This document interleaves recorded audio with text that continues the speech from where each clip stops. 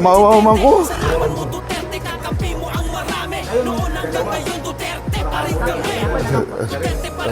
Sir, tara sir. Oh. Habulin siya rin.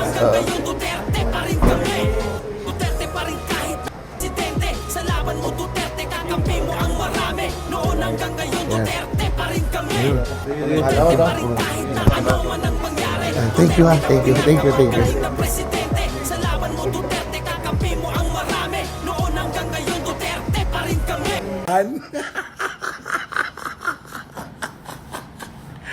Dahil hindi nakita si Saldico ng DOJ secretary natin, ay nagsimba na lang siya.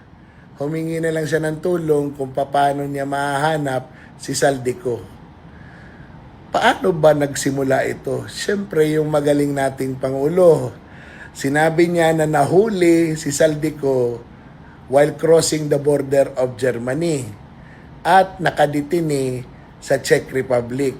Na ngayon, pinabubulaanan naman ni Claire Castro na hindi daw sinabi ng Pangulo. Ulol. Iibahin niyo yung kwento. Ngayon, nagpapunta pa rin si Marcos ng mga tao doon kahit alam niya na wala na doon.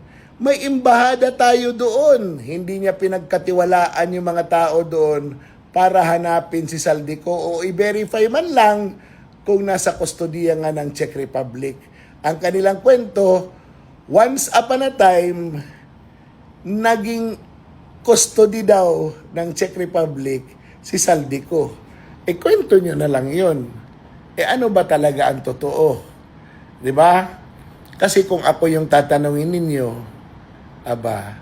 sinadya talaga nawala si Saldico.